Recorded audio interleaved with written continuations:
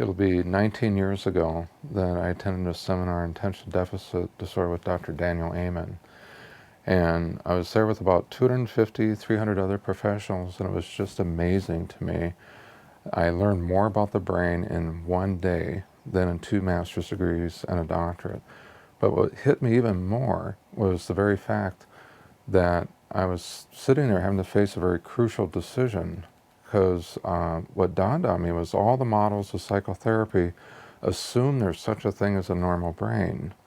And even the books that I had written up to that point, were with the assumption that if a person read something, they could actually apply it and follow through on it. And yet I was faced with the evidence as I looked at scan after scan after scan that there is no such thing as the perfect brain, and that probably everyone coming into my clinic need a scan.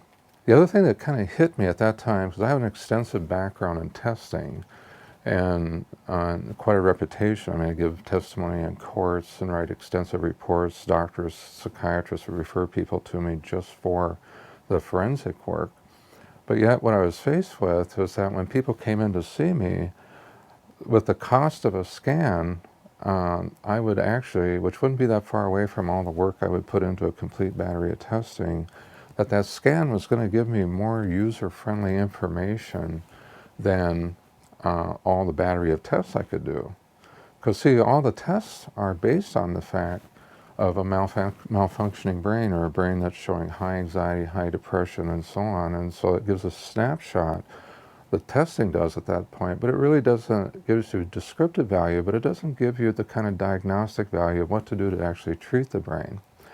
The other thing that just amazed me as I began to learn about the brain in that first seminar was I realized how hard it was to actually, for physicians to prescribe the right medications. Because I learned that day there were 2 systems of the brain that had basically very similar symptoms, but yet completely different medication protocols to help them. So I went up to Dr. Amen during the break, and I talked with him and connected with him, and was impressed, by how willing he was to share what he had been learning. But what hit me in that first day 19 years ago, that this represented the first major paradigm shift in the field of psychology and psychiatry in probably over 100 years. You cannot look at anything else that has the impact that these scans have. Now, during this time, I and the people with me, we now have made probably close to 4,000 referrals now. And with that, now it's become fluid, to do individual psychotherapy differently, marital psychotherapy differently. We've been developing the paradigms. What's exciting about becoming an affiliate to me is that everybody that joins up from here on out, you start out at a place that took us 19, 20 years to get to. And the generation of people coming in now are going to have the opportunity to take this to depths and levels we haven't even conceived of.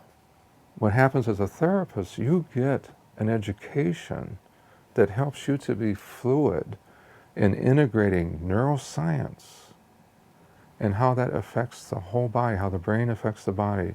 Now we have the information of how the role of hormones and how that influences the brain, the role of nutrition.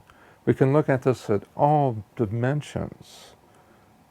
This is so different than what we started with 19 years ago, and it's only going to get better.